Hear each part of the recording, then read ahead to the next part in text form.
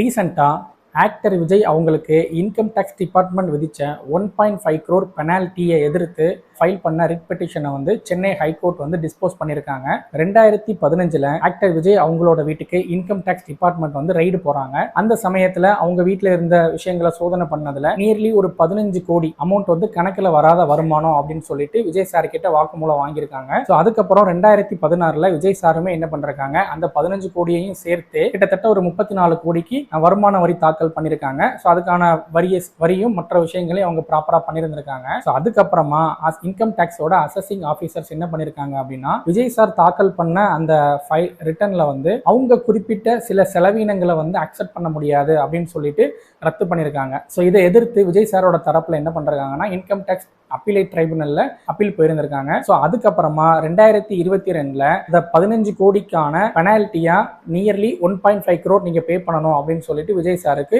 ஒரு notice issue பண்றாங்க. இந்த நோட்டீஸை எதிர்த்து தான் விஜய் சார் என்ன பண்றாங்கன்னா, சென்னை ஹைகோர்ட்ல வந்து ஒரு ரிட் பெட்டிஷன் ஃபைல் பண்ணியிருந்தாங்க. ஸோ இந்த கேஸ்ல இவங்க தரப்புல உள்ள அட்வொகேட்ஸ் அவங்களோட தரப்புல உள்ள அட்வொகேட்ஸ் அவங்களோட வாதத்துக்கு பின்னாடி ஸோ அந்த 1.5 crore வந்து லீகலி கரெக்ட் அப்படின்னு சொல்லிட்டு கோர்ட் வந்து ஜட்மெண்ட் கொடுத்து அந்த கேஸை டிஸ்போஸ் பண்ணிருக்காங்க. ஸோ நீங்க வேணும்னா இதை நீங்க அப்பீல் போறதா இருந்தா போய்க்கிறலாம் அப்படிங்கிற மாதிரியான ஒரு சில இன்ஸ்ட்ரக்ஷனையும் வந்து கொடுத்திருக்காங்க. ஃபர்ஸ்ட் வந்து நம்மளோட வருமானத்தை மறைக்கும் பொழுது இன்கம் டேக்ஸ் டிபார்ட்மெண்ட் இன்ஸ்பெக்ஷன் வரலாம். அந்த சமயத்துல நம்ம எவ்வளவு அமௌண்ட் கணக்குல காட்டாம இருந்திருக்கிறோமோ அந்த அமௌண்ட்டை நம்ம வாக்குமூலத்துல உறுதிப்படுத்தணும் அப்படின்னா நம்மளோட பெனால்ட்டி வந்து நியர்லி 10% வரைக்கும் வரதுக்கான வாய்ப்பு இருக்கு. ஒருவேளை அதை நம்ம மறைச்சு அடுத்து வரக்கூடிய இன்கம் டேக்ஸ் ஃபைலிங்ல நம்ம அதை காட்டல அப்படின்னா நம்மளோட பெனால்ட்டி வந்து 30% இருந்து அதை விட அதிகமா போறதுக்கான ஒரு வாய்ப்புகள் இருக்குது. நம்ம கொடுக்கக்கூடிய செலவினங்களுக்கான ப்ராப்பரான பில்ஸோ ரெக்கார்ட்ஸோ இல்லை அப்படின்னா அந்த செலவினங்களை வந்து இன்கம் டேக்ஸ் அசஸிங் ஆஃபீஸர்ஸ் வந்து அக்செப்ட் பண்ணாம போறதுக்கான வாய்ப்புகளும் இருக்கு. ஸோ அதனாலேயே நமக்கு ஹியூஜ் பெனால்ட்டியோ இல்லை டேக்ஸோ பே பண்ணக்கூடிய ஒரு சூழ்நிலைகள் வந்து வரதுக்கான வாய்ப்பு இருக்கு. ஸோ இந்த கேஸை பேஸ் பண்ணி நமக்கு தேவையான விஷயங்களை